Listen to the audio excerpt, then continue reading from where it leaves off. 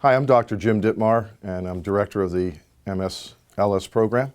And today we're going to talk about culture just for a few minutes. And you have an assignment to read in culture, and this is the book that we use for that. It's called the Corporate Culture Survival Guide by Edgar Schein. Edgar Schein's view of culture is very influential in the program, and students refer to it throughout. And so it's important that at this stage you have an idea of what this means. So I'm going to do that here in the next few minutes, just to highlight some pieces here that would be important for you. Question of why culture. Why is it important that you understand culture in light of the fact that this is a leadership studies program?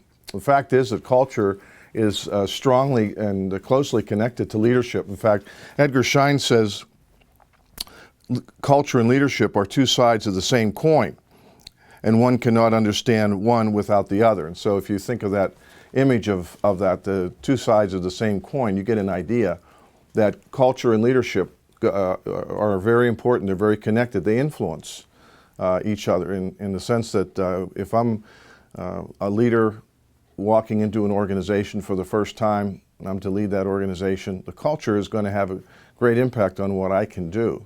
On the other hand, if I've been part of creating an organization and creating the culture can be very strong in supporting what it is we want to accomplish as an organization, and especially as we bring new people into that organization. So it's very, very important.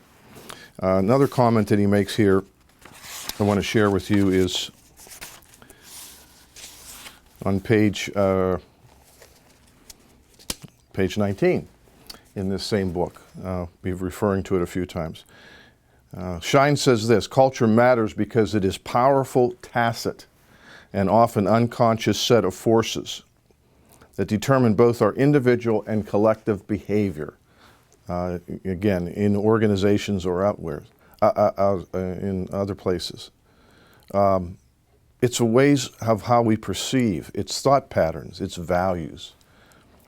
Organizational culture in particular matters because cultural elements determine strategy, goals, and modes of operating. So once again, get an idea that this is an important thing. Right here on page 27 is Schein's definition of culture. And let me read it to you. It sounds a little involved, but as we break it down into his model of leadership, culture, you'll see what this means. Culture is a pattern of shared tacit assumptions that was learned by a group as it solved its problems of external adaptation and internal integration. And this is a key that has worked well. That's a key. It is a pattern of assumptions that have worked well enough to be considered valid and therefore to be taught to new members as the correct way to perceive, think, and feel in relation to those problems. So it is what drives daily behavior in an organization. At least it should. Now let me tell you, in addition, what Schein has done is he's created a very understandable model of leadership. That is, of culture. That means here's a definition. How do you break it down? And Schein identifies what he calls the three levels of culture. And those three levels are artifacts, espoused values, and underlying assumptions. Now, the artifacts, that first level, are the things that you see when you walk into an organization. That's the atmosphere. It's the sense you get as to the way the business is physically organized. Are people in cubicles? Are they working together in closed-off offices? Are there open spaces where people are together and talking and working? What's the lighting like, and what's it smell like, and so forth.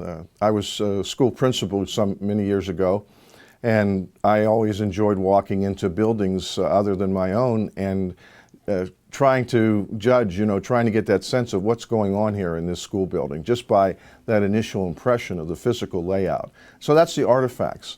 And so we might make a judgment and say, well, this company must be like this because of what I'm sensing, what I'm seeing.